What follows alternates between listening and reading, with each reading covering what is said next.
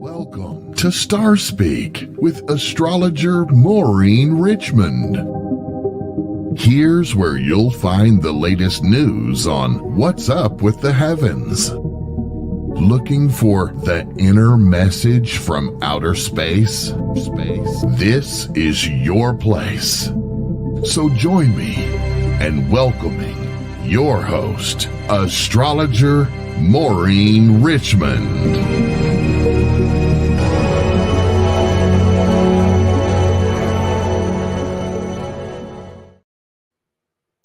Welcome, star friends. This is Maureen Richmond, and you're listening to Starspeak. Today's date is Wednesday, October the 4th, the year 2023. Tonight's show is packed with information for you and for all of us to understand what's going on in this world and in our personal experiences. Here's an overview of what we'll look at tonight. First of all, the inner workings of astrology, focusing tonight on the concept of transits, and I'll explain what that is when we get into it in just a moment. Next, feeling the energies at the present time and for the week ahead. Third, the astrology of ufology. And for this show, I'm going to be looking at the astrological situation of a figure who's very important in ufological history. That's Admiral Thomas R. Wilson. And for those of you who know UFO history, you are aware that he is a key figure in the disclosure movement. Finally, we'll look at long-term trends, especially the influence of Pluto as it moves into Aquarius next year and activates the theme of free flow of information and the disclosure process. So that's what we'll be looking at tonight. And thank you so much for stopping by and joining me for an hour of thinking about the astrological energies that we are all experiencing. Next up, the inner workings of astrology.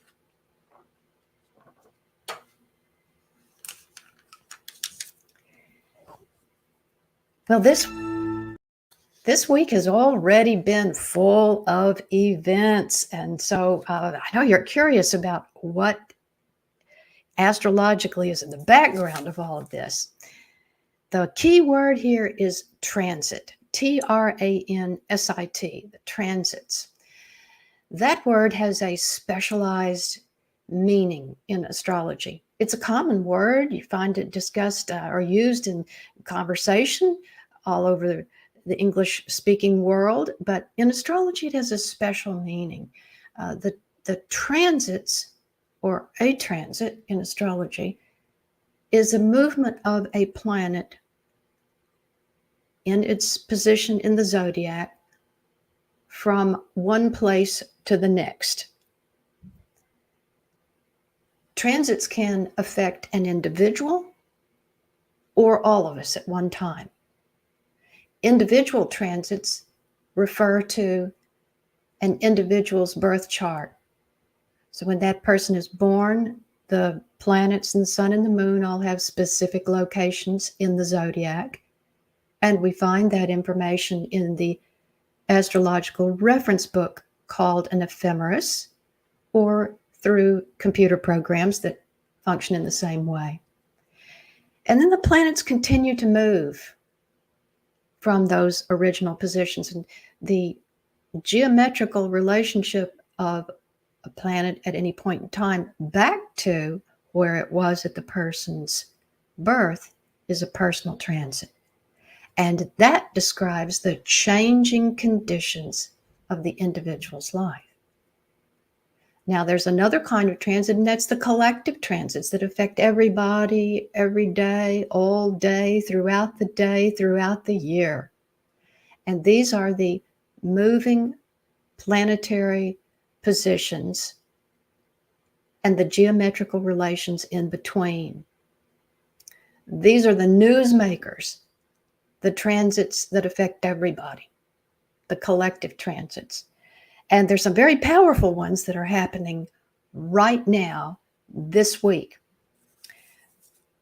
First of all, transiting Mars should be mentioned. So it's been moving through the sign of Libra, and so has the lunar south node, which is not a tangible planet, but it's an important reference point in astrology. So both of those factors have been moving through Libra.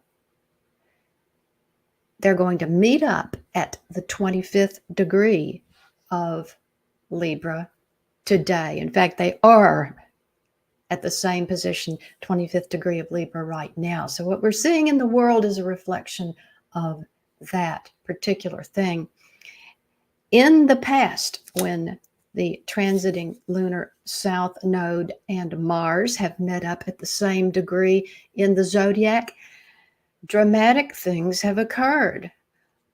First of all, Mars and the lunar south node met up at 2 degrees of Libra in October of 1987, right around the period of Black Monday, which was a tremendous loss in the stock market. And then again, Mars and the lunar south node met up, but it was in the sign of Capricorn right around 9/11. So you can see that these influences can be very dramatic. Just today, as I'm telling you about this, the Dow Jones Industrial Average has shed a nearly 500 points, or it did yesterday, and it's probably around the same position now. So that's kind of a notable correspondence. And, you know, these energies have a tendency to really impact people. So that's one of the things that's going on. Another thing that's happening that everybody has noticed in the news and is a reflection of the transits, in this case, some personal transits and some collective, is that for the first time in history, the Speaker of the House of Representatives in the United States has been voted out of his position. That was Kevin McCarthy, who has served for several years as Speaker of the House, as the leader of the Republican majority in that side of Congress. So just yesterday, a very dramatic thing occurred, and he was voted out of his position. That's an unusual occurrence, and it relates in part to his own personal transits. Kevin McCarthy was born on January 26, 1965, and he's an Aquarius, with his sun located at the 7th degree of Aquarius, early in the sign of Aquarius. And Aquarius is an organizational sign anyway, so it's natural for him to seek out a life expression in an elected body where sociological relations and political discussions are going on. That's natural to an Aquarius. So he's in his zone, but there's more to his astrology. And it was affected very strongly this year. When he was born, Saturn sat at 4 degrees Pisces. This year, Saturn reached that point again, and Kevin McCarthy had his second Saturn return, and it wasn't too long ago. Second Saturn returns frequently indicate completion of one phase of one's life journey or soul work that is to be done for that incarnation. And Kevin McCarthy experienced that astrologically. Of course, he's not involved with astrology, so he doesn't know this, but it's going on in the background anyway. So that was one thing that influenced him. And another is that his Mars position was strongly affected this week and in the last few months. His Mars position is 28 degrees of Virgo, and transiting Neptune in the last few months has been opposite that at almost 28 degrees of Pisces. That's a once-in-a-lifetime transit that lasts about a year and a half off and on. It's a certain transition or life condition or passage that has a very deep spiritual meaning. But it doesn't necessarily connect up to the rough and tumble political world that he was existing in. The Saturn sign is often an indication of what a person's major life lesson is. So for Kevin McCarthy, with Saturn in Pisces, his life lessons can possibly relate to what Pisces symbolizes. Well, it's a water sign and it's a mutable sign and it's adaptable, it's changeable. What are the criticisms that are being aimed at him now? That he was too willing to compromise with the other side, with the opposition party, that he was weak and gave in too much. So you can see how that Piscean mutability and adaptability, which although on its own is a fine characteristic, may have played into his current life situation.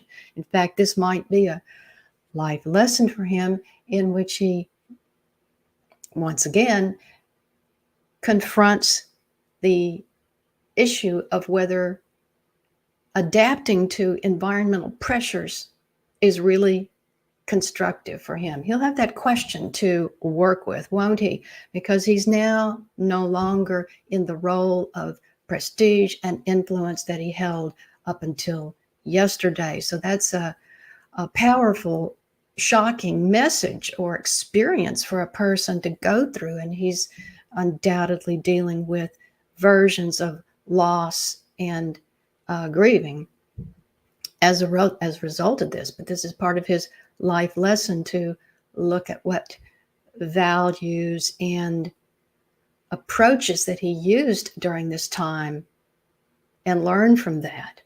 So that was his personal transit. But at the same time, we have collective transits going on.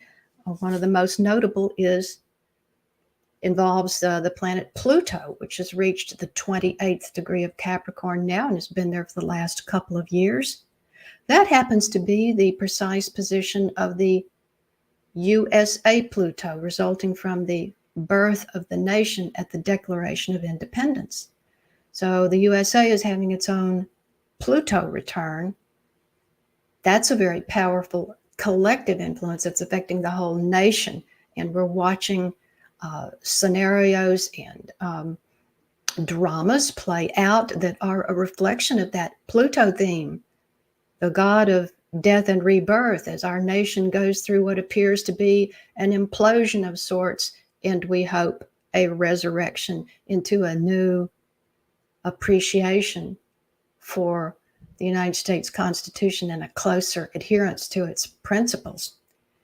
So this is one of the big, powerful collective transits going on in the background. Next up, feeling the energies for the week of October 4 through 11.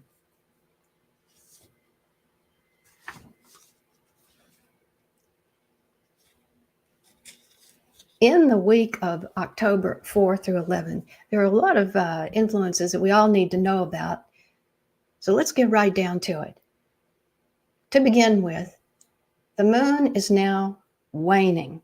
And so we feel that decrease or that deceleration or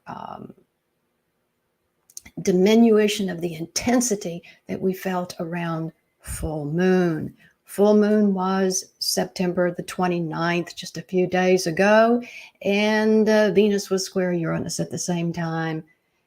The emotional atmosphere was tense. The intellectual atmosphere was tense. There were pressurized situations around that time in a certain degree of conflict. And we felt all that stuff as disturbing to us, and we had to manage it best we could. That particular situation is now passing away and dissolving.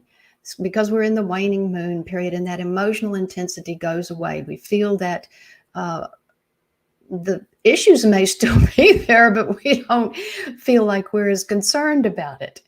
So that's one thing that we're dealing with right now, and it's probably helpful. Now, this very day, Wednesday, October 4, Mercury changes signs at 7:09 p.m. Central Daylight Time. And adjust that time for your time zone, if you will, please. But Mercury changes signs. Now, that's going to be something we'll feel, and that's going to be interesting. Here's why. Mercury had been in Virgo for almost 2 months. That 2-month period included a retrograde period. Mercury doesn't usually stay in a sign that long, only if it's retrograde as it passes through that sign. So actually, it was about 3 months. It was from late July through early October that Mercury was in Virgo. Yeah, late July through early October, Mercury was in Virgo. So all that period of time, our thoughts, conversations, and processes were really conditioned by that Virgo energy of analysis, examination of data, and logical deduction. Our minds were all in that area, which is a good place to be. But now we have a shift to the sign of Libra right after this program ends. Tonight, Mercury will enter into a different functional form. It will be in the area of the arts, human relations, and the deliberative process, the things that Libra is concerned with. So that'll be an interesting change for us to notice and to experience. And if you have been, over the last 3 months, plagued with anxieties about minor details, schedules, or possibly even health and wellness matters, you can know that those particular issues are going to kind of die down. And the focus of attention and interest will shift over to other matters. So that's a change for us. Also coming up in the next week, we've got a very powerful configuration on Sunday, October the 8th, when Mars at 28 degrees of Libra will square Pluto at 28 degrees of Capricorn. On that same day, Venus enters Virgo, where Mercury was, and will end its 4-month transit through the sign of Leo. For 4 months leading up to Sunday, Venus has been in the sign of romance, artistic expression, and risk-taking for the purpose of profit and advancement. So when Venus is in that sign, we're attracted to all of those things. Now with Venus going into Virgo, oh my goodness, we're back to the same place that Mercury had us there for a while. So we'll see that shift also on Sunday, October the 8th. But the big maker, the big power on Sunday, October the 8th, and really the whole weekend is that Mars-Pluto square. That's a challenging energy configuration. And it suggests or reveals that the individual, as symbolized by Mars, is in some degree of contention or conflict with a collective power, symbolized by Pluto. We can easily apply that scenario to what must be going on in the House of Representatives as the negotiations are enjoined for who shall become the next Speaker of the House, a very important political position that can have an enormous effect on the fate of our nation and the experience of the American people. So this is a configuration or a formula for a vigorous debate and probably some conflict of egos, agendas, intentions, and objectives over the weekend, especially focused on Sunday, October 8th. And these are some of the energies that we're now feeling. Can we make it through this with good grace, with serenity, with our goodwill intact? Certainly we can. Certainly we can. These are collective influences, and we have the power to sense them and respond conscientiously. It will take self-control this weekend, and that will be the 7th and the 8th, or possibly the 7th, 8th, and the 9th of October, when we feel these energies, not to be drawn into arguments, needless conflicts, name throwing, accusations, and things of that nature. It will take some self-discipline. It will take some self-discipline in Congress, where this discussion is going on, and it will take some self-discipline in our individual lives, where we are living our own personal experiences out. And that's for this weekend. Then coming on Monday and Tuesday, October 9 and 10, Venus opposes Saturn. That's a sedating or muting influence that will tend to slow tempers down. It also suggests that all processes may slow down at that point. And then there's the powerful Pluto direct station on October 10. It all adds up to indications that important deliberations are going on in our national capital here in the United States and throughout the world as well. Important negotiations and important decisions and passages are occurring in our own personal lives. Now, just a little bit beyond that particular period of time, 4 through 11 October, just a little bit beyond, we have a couple of other changes that I'd like to share with you so you can be ready for it. And that's on Wednesday, October 11th, which will be another Starspeak day. Mars will enter Scorpio, where it will stay throughout the month of October and then all the way through November. So a couple of months, Mars will be in Scorpio. And that will be a change for us because Mars has been in Libra from late August all the way through October 10. Mars in Scorpio takes the energy to a deeper level, to analysis, to research, to seeing beneath the surface, to detecting what may have been concealed before. So that's a different kind of energy than we've had from late August up until this point with Mars in Libra. There's nothing wrong with Mars in Libra, but it just doesn't connote the same things that Mars in Scorpio does. Mars in Libra is more content with apparent harmony, with getting along, with building community, with creating friendships, with sharing happy moments. It's more content with it. And it's more interactional.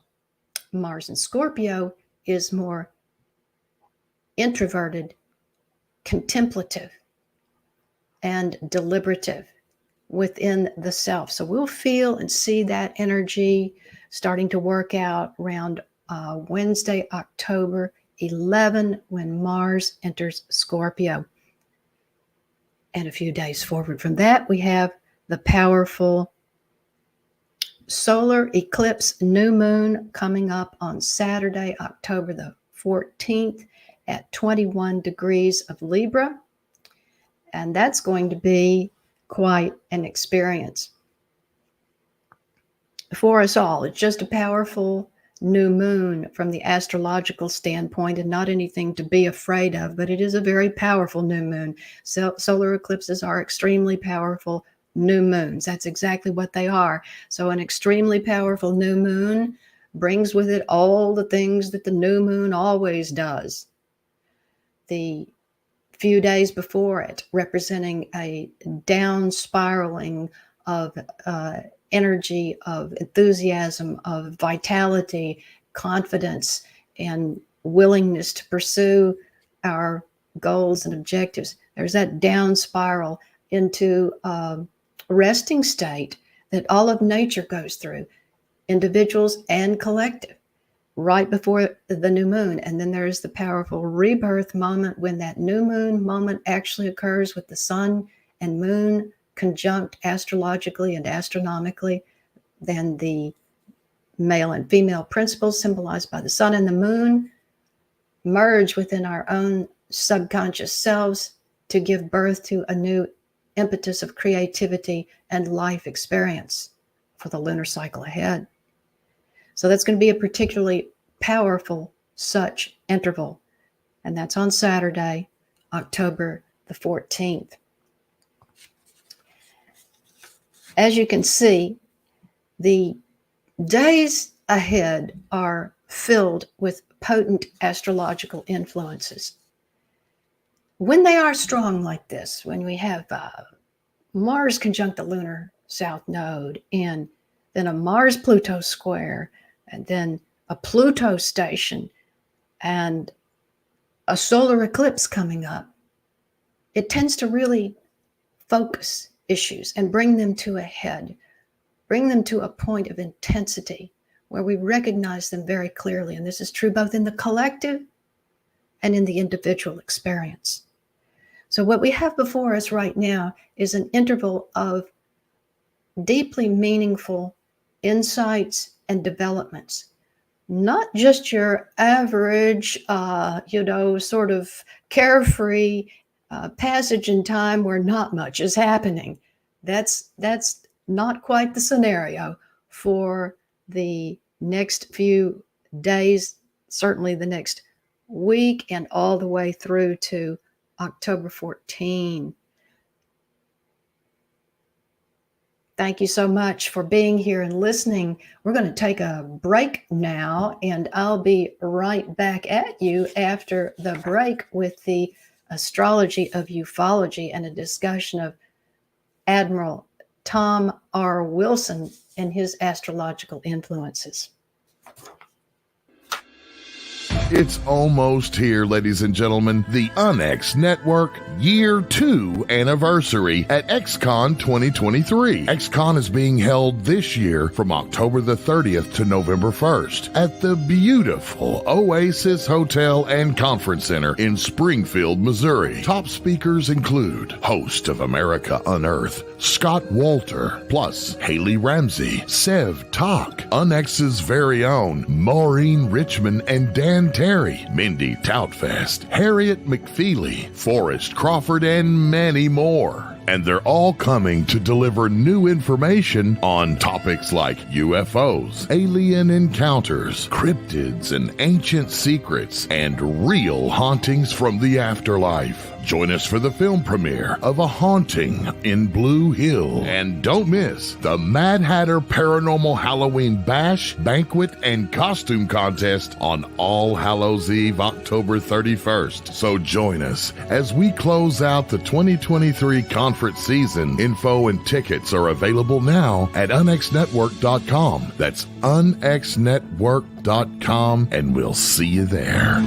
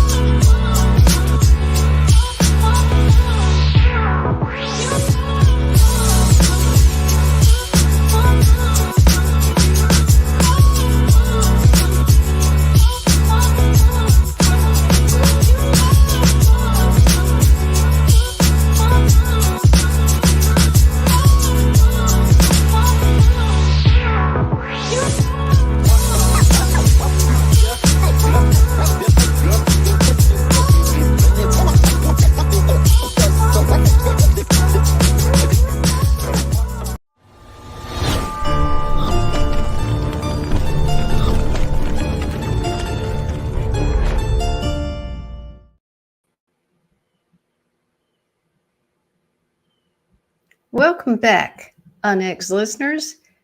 This is Maureen Richmond, and you're listening to Starspeak.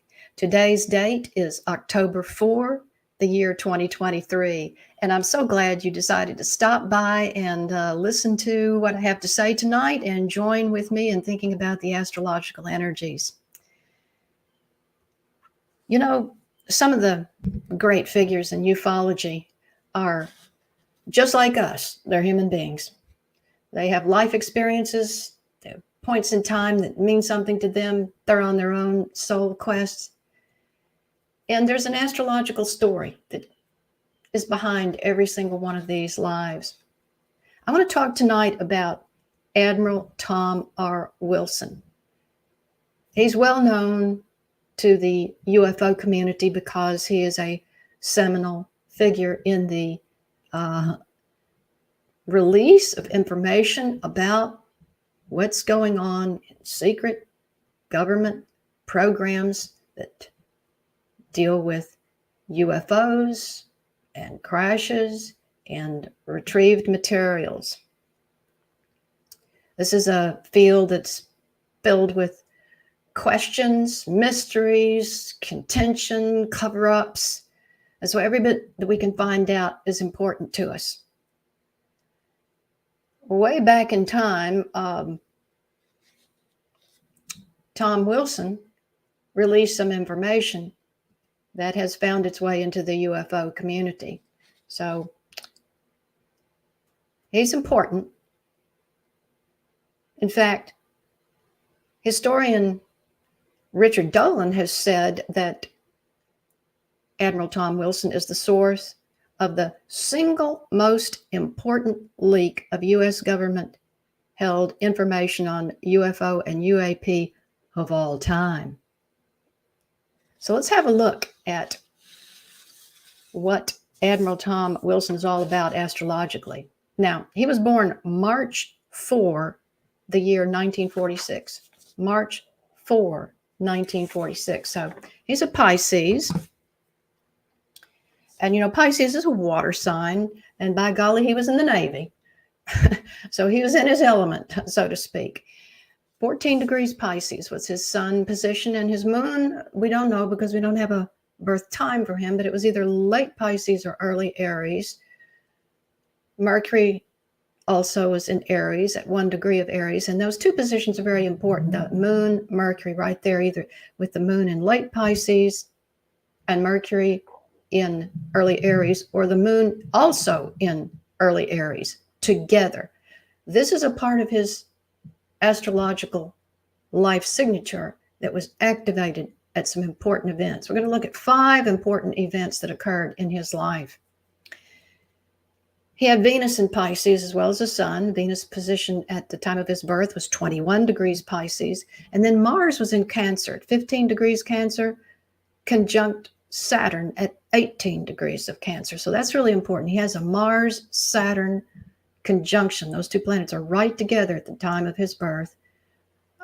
Mars at 15, Saturn at 18. So you can see that's just a separation of only 3 degrees in the zodiac. That's not much. Mars and Saturn blend their energy in the sign of the security-oriented and protection-oriented sign and the patriotic sign of Cancer. That's important, and we'll see that in just a moment. His Jupiter was in Libra at 27 degrees.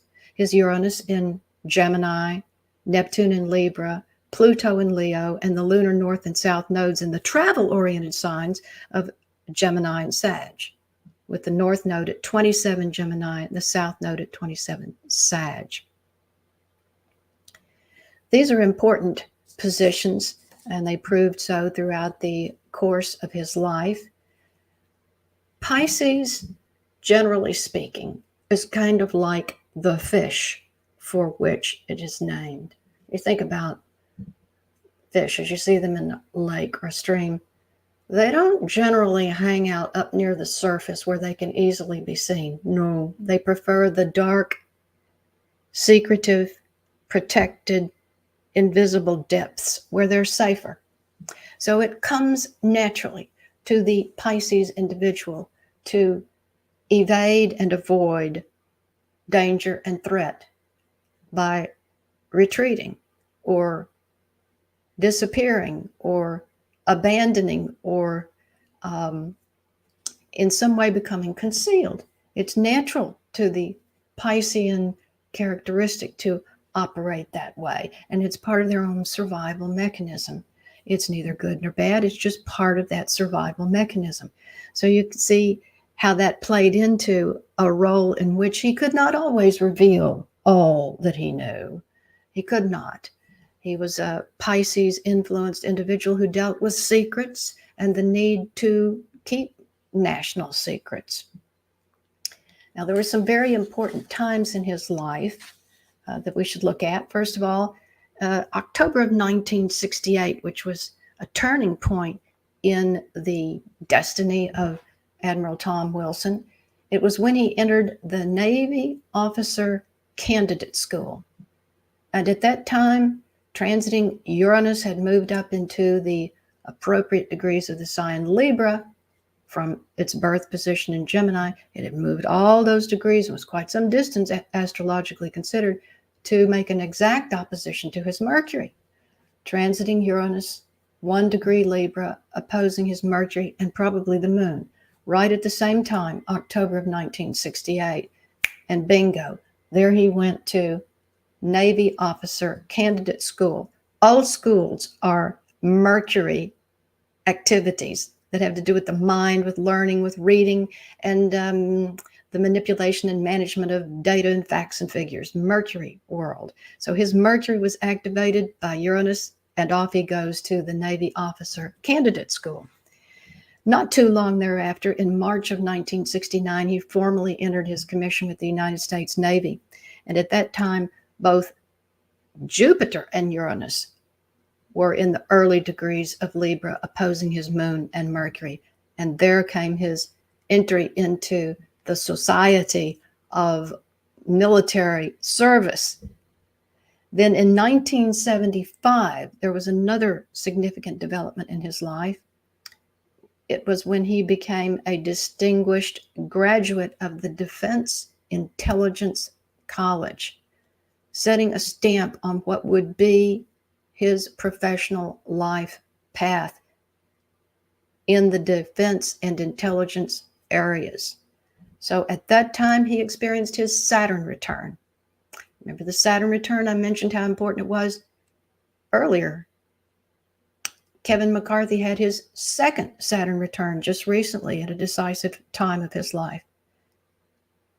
Tom Wilson had his first Saturn return in 1975. Person has a Saturn return roughly every 30 years. And it's a very important point in the development of maturity and professional responsibility. 1975 was Tom Wilson's Saturn return, specifically in the month of June that year. And this was about the time that he became a graduate of the Defense Intelligence College.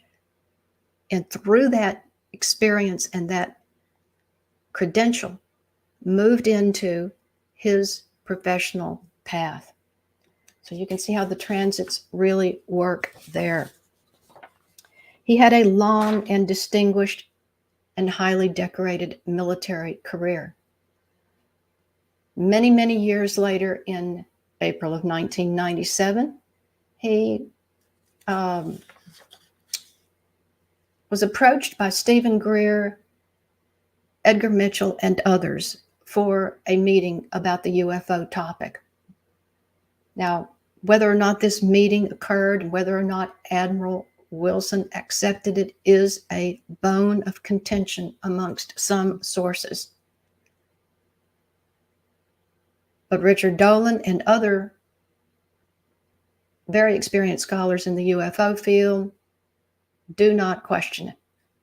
So April of 1997, I will say, was an important date and turning point in the life of Tom Wilson. It was when he had that important conversation with UFO disclosure advocates. Now, at the time that occurred, Tom Wilson's chart was not under a lot of stress. In fact, it was under favorable influences. Transiting Uranus was trine his own natal Neptune, and transiting Jupiter trine his own natal Uranus, indicating that he was experiencing a time of peace and ease in his life when he was relaxed and open, congenial and trusting. And by all accounts, that was the atmosphere of the meeting for the most part.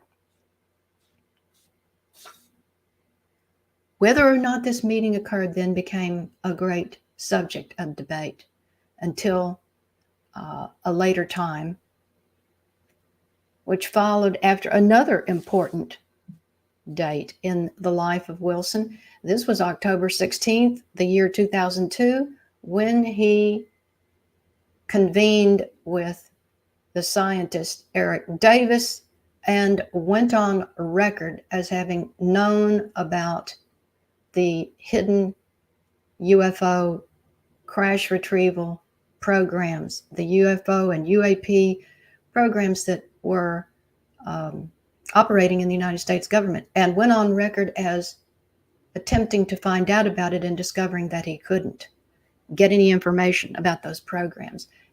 That conversation was recorded in the now legendary Wilson Davis Memo, a document that was created by Eric Davis after that conversation, and then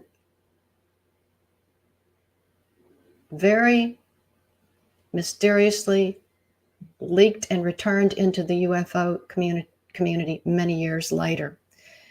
So let's look at what was happening in the astrological chart of Tom Wilson when that conversation was had with Eric Davis. Well, Mars was activating his chart. It was opposing that powerful Moon-Mercury conjunction of his in the early Aries portion of the zodiac. Mars was in early Libra, exactly opposite. And that's the kind of thing that can stir a person up to speak his or her mind, to really confront an issue, maybe even to get into a bit of a contention with it. This interesting conversation between Wilson and Davis has lately been memorialized or portrayed for the public in a reenactment film by the name of The Memo, which is making its debut at a film festival on October the 7th in Little Rock, Arkansas. It's made by a couple of young filmmakers who are deeply immersed in the history of ufology. And they have identified this particular conversation, which occurred on October 16, 2002, as a critical thing that the public needs to think about and consider and learn more about. So this particular moment in the life of Thomas Wilson is now going to come more forcefully to the front for people to think about. And that date was October the 16th, 2002, when Mars was activating the Moon and Mercury position of Tom Wilson. So that gives you something to think about. It gives us all something to think about how the experience feels and unfolds for key figures that have determined the path of ufology, UFO history, and the fate of the American nation. So next, let's take a look at long-term trends that are affecting all of these same issues and many more. One that I think we need to focus on the most is the current position of Pluto and where it will be over the next year, because there's a big change in that regard. Pluto has been in the sign of Capricorn since 2008. Now, there's nothing wrong with Capricorn as a sign. It's a good thing. It teaches a good lesson to those who incarnate under its influence about responsibility, accountability, organization, determination, the ability to overcome adversity, and executive ability. But when it gets out of hand, it's an issue. And wherever Pluto goes by astrological transit, it tends to intensify the issues of that particular sign to the point that they become so obvious. It tends to dredge up the shadow side of any astrological sign. As we all know, every astrological sign has its good characteristics and its not so good. On the not so good side of Capricorn is greed, insensitivity, cruelty, power mongering, elitism, control, and authoritarian imposition of draconian regulations. That's on the bad side of Capricorn. So Pluto has been working on Capricorn and revealing to us all where those kind of issues exist in our world, in commerce, in government, in all kinds of places since 2008. And during this period of time, we have been treated to a number of stunning corporate scandals, and we have observed the continuing increase of administrative overreach from governmental sources throughout the world. As a matter of fact, we had quite an experience with that during the years 2020, 2021, and 2022. You'll recall, in the year 2022, not only was Pluto in Capricorn, but also was Saturn and even Jupiter. We had a triple conjunction in the sign of Capricorn in the year 2020. A tremendous emphasis on the principle of Capricorn therefore arose. And we can all think back to our experiences of 2020 and learn something about that sign by looking back at what we dealt with. So there were rules and regulations galore, weren't there?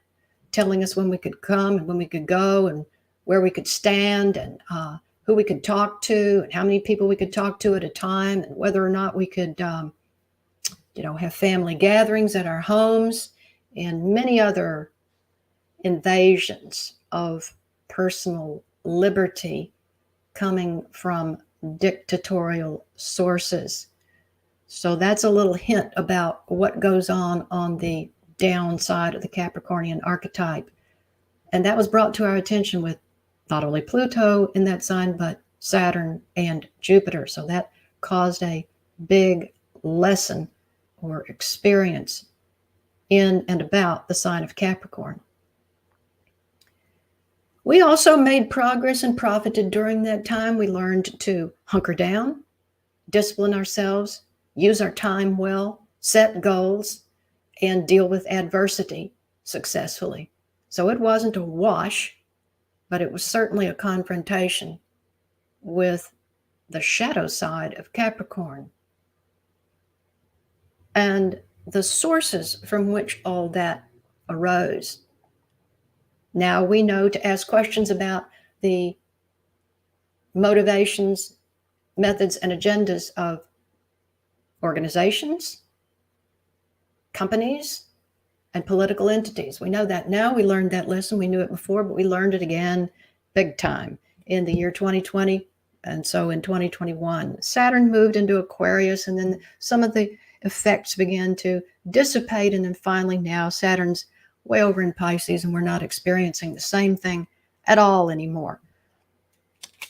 But Pluto is still in Capricorn and will be for several months, perpetuating that confrontation with the shadow side of Capricorn, because that's what Pluto does. It penetrates to the depths and brings up what needs to be seen. So it's still working in that Capricorn field all the way through the end of this year. But it isn't permanent. It will enter the next sign, Aquarius, and that's going to change the nature of our collective life experience considerably. Now, Pluto was in Aquarius briefly in the year 2023 from late March through mid-June 2023. Again, that's late March through mid-June 2023. Pluto was briefly in Aquarius. So we got a little taste of what this is all about, a little foreshadowing of what it's all about. You can go back to your own personal life experiences from late March through mid-June, and think about that and see what you notice. That's an exercise worth doing. I recommend it to you heartily. Late March through mid-June 2023. So that would have been April and May for the most part, April and May.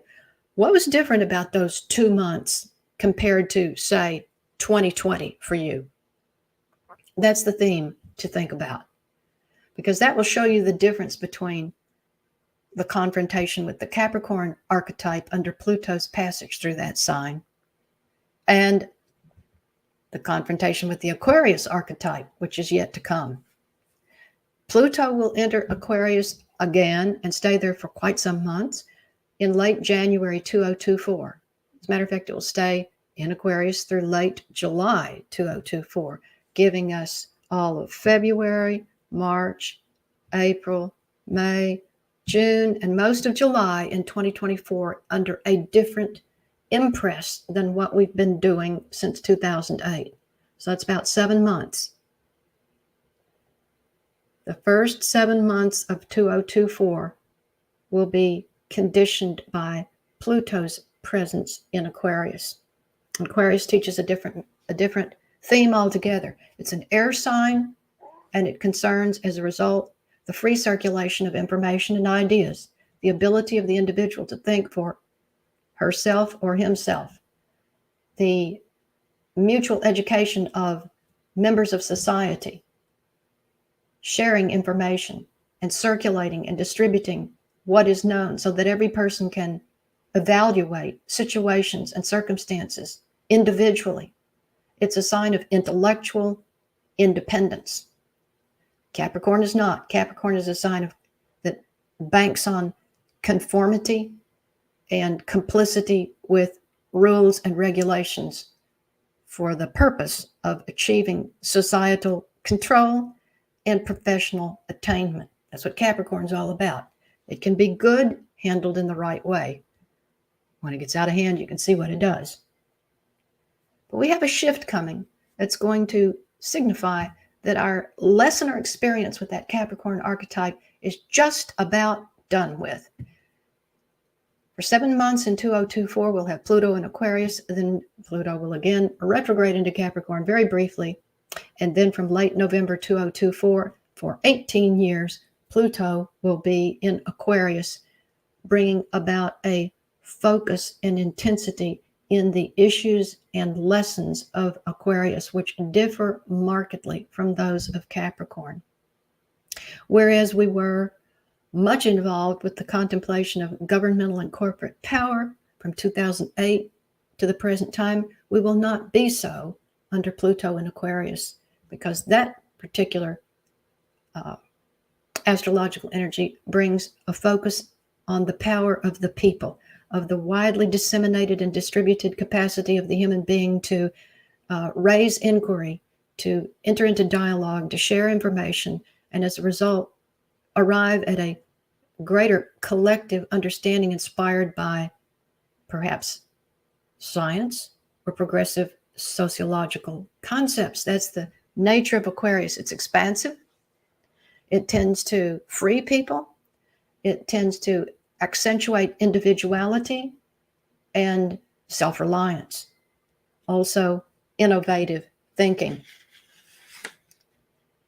What we can expect at that time is a continuing and surprising or even shocking increase and proliferation of internet-based communication. And I know when I say that, it flies in the face of what we're seeing in regard to censorship and control right now. But when Pluto goes into Aquarius, it's going to be a different story and a different situation. The free flow of information will become a priority. Will the control of information be an issue? Yes, of course it will. Will there still be actors on the scene that want to control the flow of information? Yes, of course there will. But there will be, at the same time, an intensification of the will of the people for self-determination, And that will be true for the people of the world all around the globe, not just in the privileged United States, not just in the privileged developed countries, but throughout the world. And the ethic of sharing and putting the power into each other's hands through shared power politically and in community situations will be a much more evident theme. Thank you all so much for tuning in tonight. I've enjoyed speaking with you. This is Maureen Richmond. I'm blessed to be here talking to you on the UNX Digital Broadcast Network, which is a gift to humanity created by Margie Kay, our CEO, who is a continuous inspiration to me, and made possible by our very talented producer, Race Hobbs, who's in the background of everything all the time. Love to you all. Thank you all so much for tuning in and being with us tonight. I'll be back here next Wednesday for more Starspeak. This is Maureen Richmond signing off. Stay starry.